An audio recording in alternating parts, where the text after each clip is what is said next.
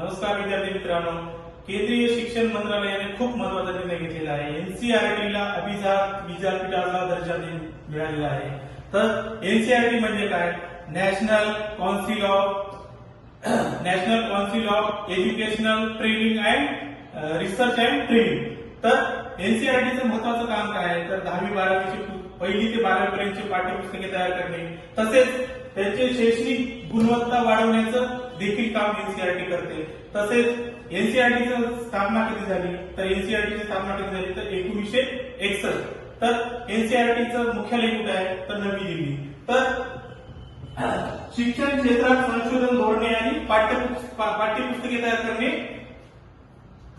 त्याची स्थापना झाली. तर एनसीईआरटीची स्थापना कशासाठी झाली? तर ते पाठ्यपुस्तके तयार करणे, ते छापणे, तसंच शालेय शिक्षणाची गुणवत्ता वाढवण्याचं काम देखील एनसीईआरटी करते. नेक्स्ट काय म्हणते?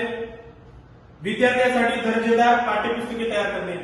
म्हणजे आता बघा, तुम्ही युपीएससीचा एक सिलेबस काढला तर ऍज इट इज एनसीईआरटीच्या बुक मधून डायरेक्ट युपीएससी एक्झामला क्वेश्चन उचलते. म्हणजे एनसीईआरटीचा खूप फायदा होतो युपीएससी साठी. नेक्स्ट काय? शिक्षक प्रशिक्षण कार्यक्रम राबवणे. तर शिक्षकांची जे कार्यशाळा असते ते कार्यशाळा राबवण्याचं देखील काम कोण करते? तर एनसीईआरटी करते. म्हणजे एनसीईआरटीची भूमिका खूप महत्वाची भूमिका आहे. नेक्स्ट काय? नवीन शैक्षणिक धोरणे विकसित करणे. म्हणजे जे नवीन जे शासन योजना काढते, जे केंद्राचे असतील किंवा राज्याचे असतील, तर एनसीईआरटीला धरून सगळे योजना कंडक्ट करते. मग नेक्स्ट काय?